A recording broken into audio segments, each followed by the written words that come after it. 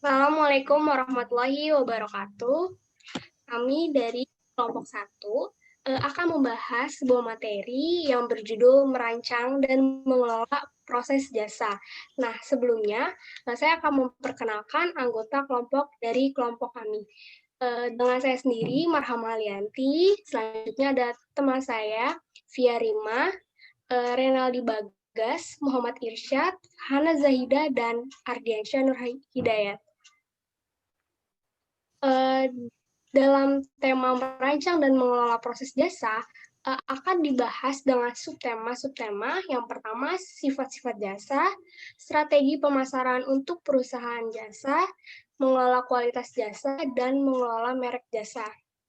Nah, dalam jasa, menurut Philip Kotler, yaitu setiap tindakan kerja yang ditawarkan oleh salah satu pihak ke pihak lain yang dengan prinsip intangible dan tidak menyebabkan perpindahan kepemilikan apapun.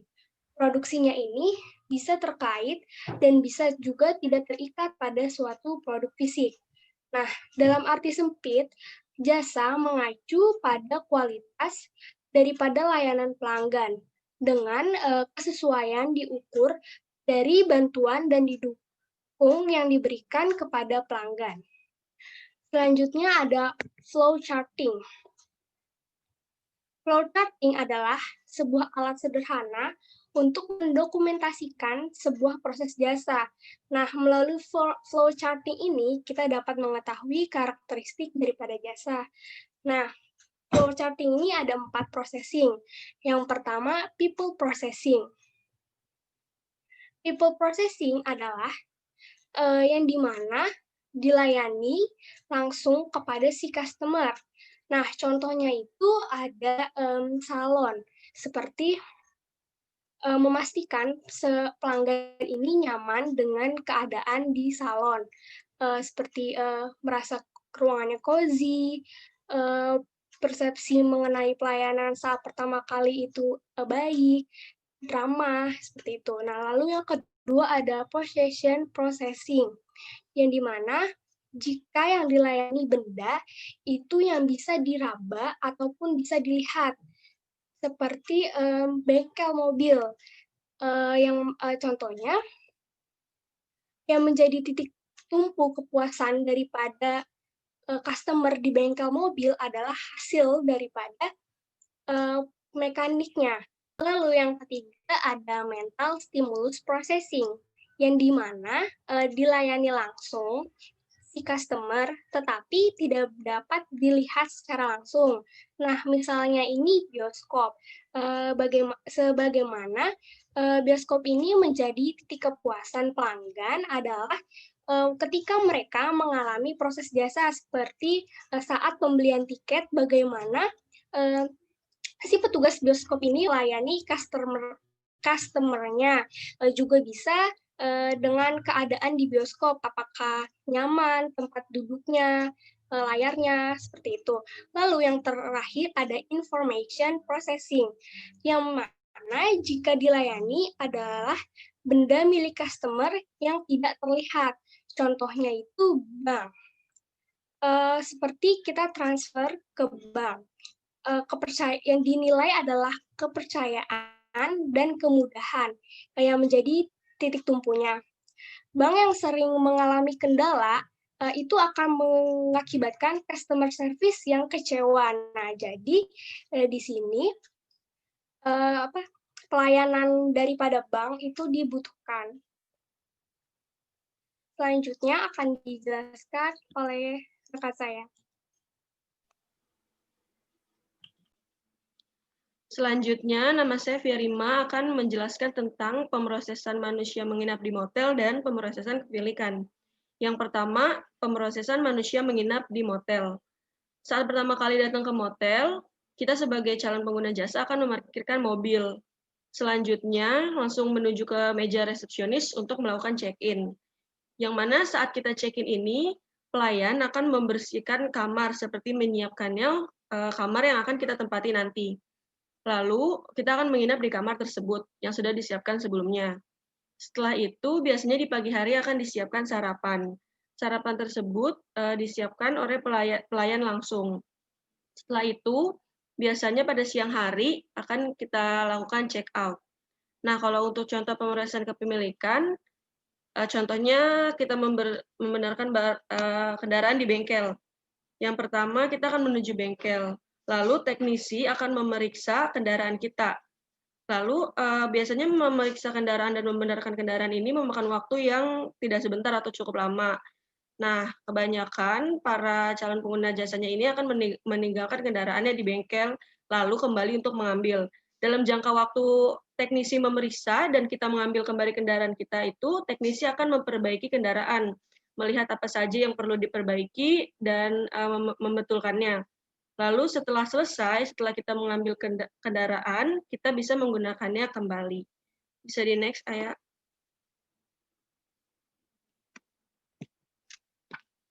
Next.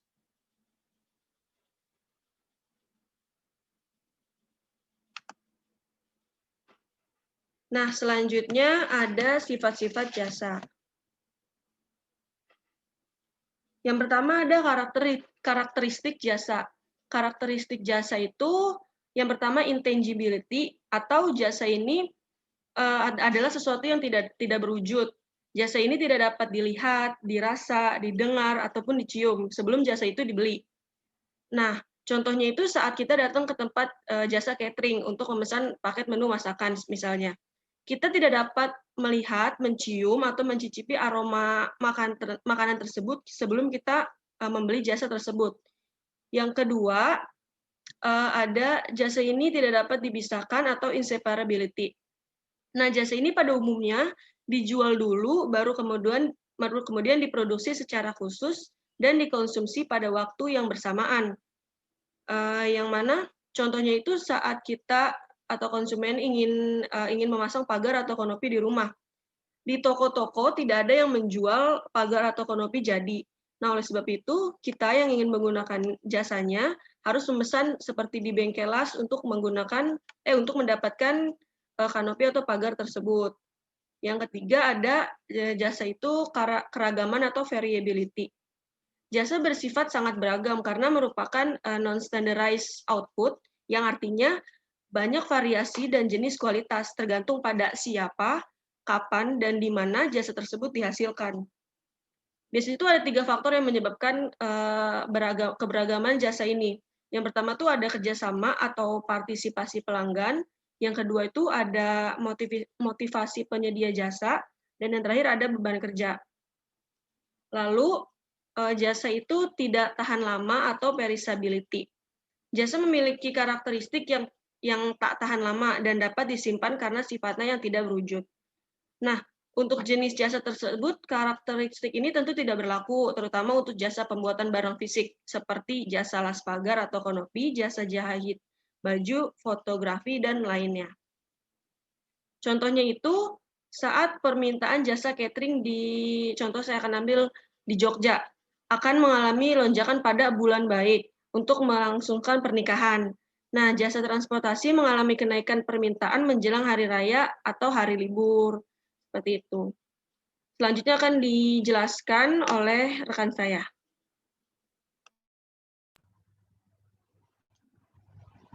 Oke, terima kasih kepada Via. Selanjutnya, saya Muhammad Irsad Fadil akan menjelaskan mengenai strategi pemasaran untuk perusahaan jasa. Next. Strategi marketing adalah usaha untuk mengarahkan dan menciptakan suatu standar tertentu dalam kehidupan masyarakat. Dalam bisnis jasa sendiri, lebih cenderung memberikan pelayanan kepada konsumen dengan berhubungan langsung. Oleh karena itu, bisnis jasa mengukur keberhasilan strategi pemasaran dengan tingkat kepuasan yang diperoleh konsumen. Jadi, strategi marketing untuk bisnis jasa adalah usaha dalam memberikan layanan kepada konsumen yang membutuhkan. Strategi marketing juga memiliki peranan penting dalam menjalankan bisnis jasa. Strategi marketing yang sudah dipersiapkan dengan matang, maka akan memudahkan Anda dalam mempromosikan jasa kepada calon pelanggan, serta dapat memenuhi kebutuhan konsumen. Next.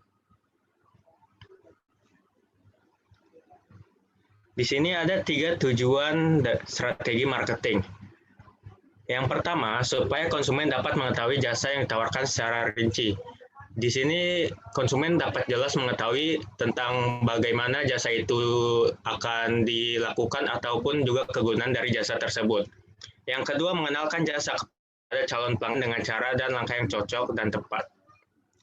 Cara dan langkah yang cocok itu contohnya kita mengiklankan melalui media sosial seperti Instagram, Twitter, Facebook, WhatsApp, ataupun juga kita bisa membuat video promosi lewat YouTube, yang mana cangkupannya itu jauh lebih luas daripada hanya sekedar memasang pamflet atau baliho di pinggir jalan.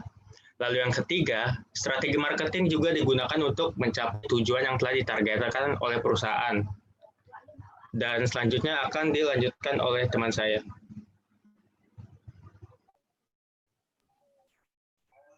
Ya, nama saya Renaldi Bagas. Saya akan melanjutkan strategi marketing. Perusahaan jasa yang baik menggunakan pemasaran untuk memposisikan diri mereka secara kuat dalam pasar sasaran terpilih.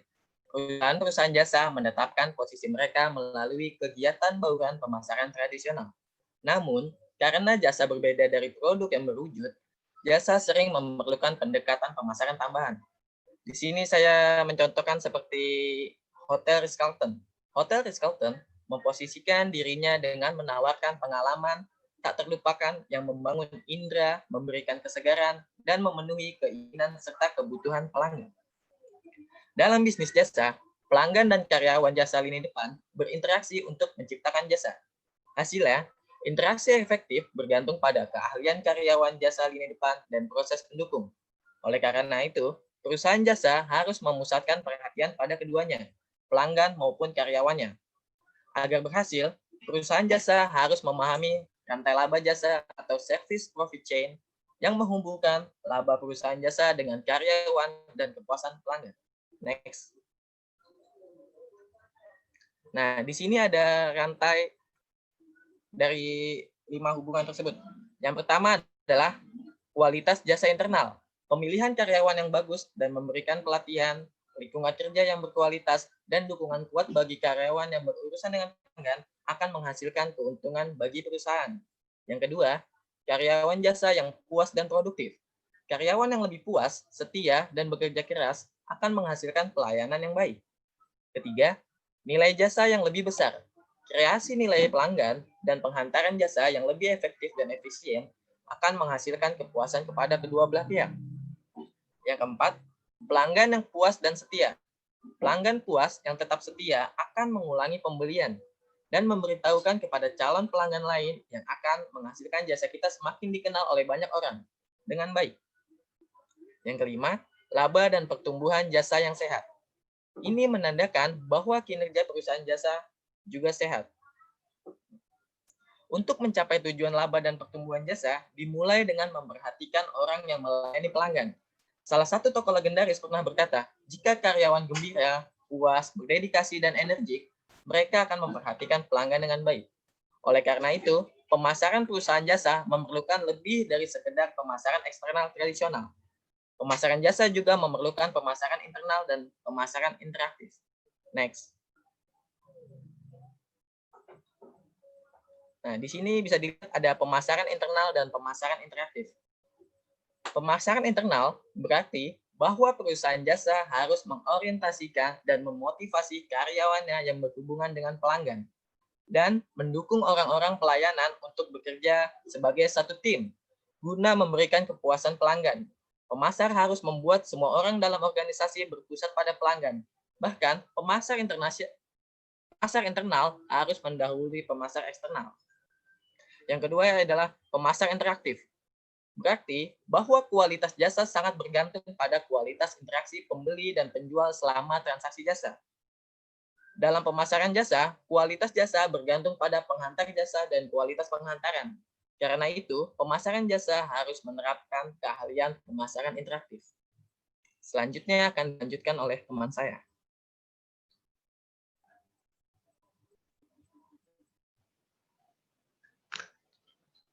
Cek.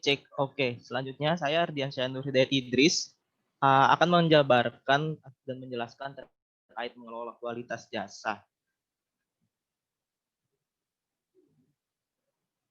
Sebagaimana yang kita tahu, mengelola kualitas jasa pasti berkaitan dengan mutu jasa. Dan yang kita tahu pula mutu jasa suatu perusahaan pasti diuji dalam setiap pertemuan jasa.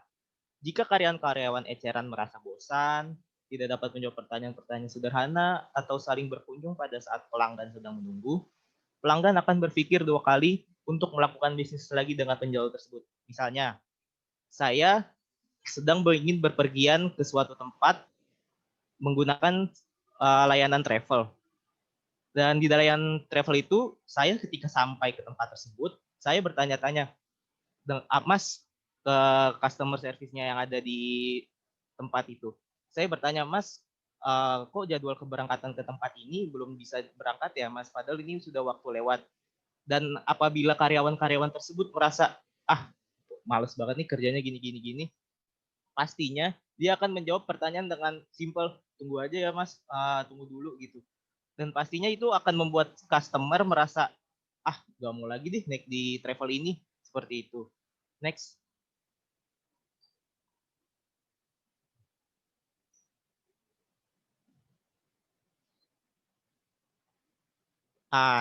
Selanjutnya di sini ada 5 penentu mutu jasa.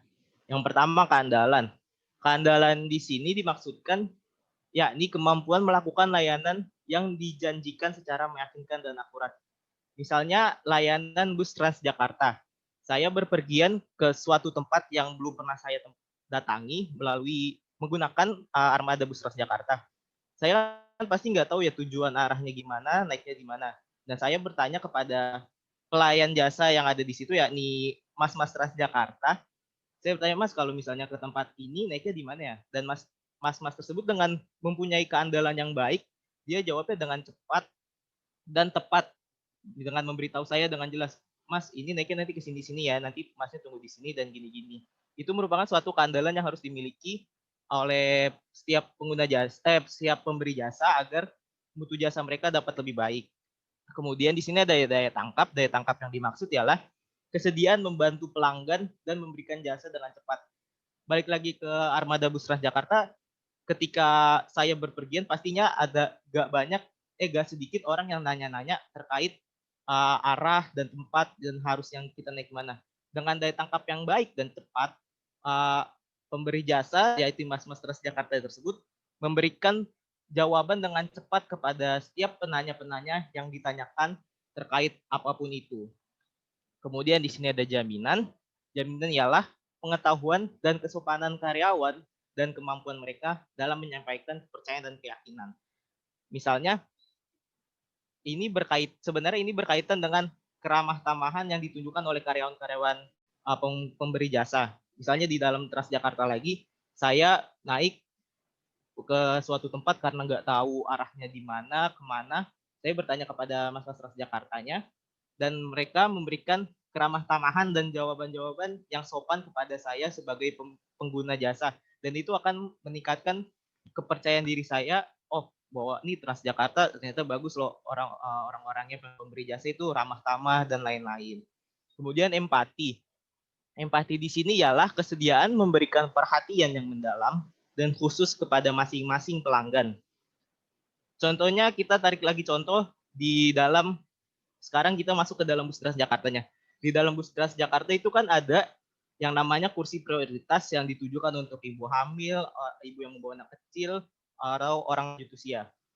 Nah, dengan kita memiliki empati yang besar, yang mendalam, pasti kita apabila melihat ada satu kursi prioritas yang seharusnya diduduki oleh ibu-ibu lanjut usia, namun diduduki oleh orang yang seharusnya tidak duduk situ, pasti kita memiliki empati untuk memberikan kepada ibu-ibu lanjut usia untuk duduk di tempat itu.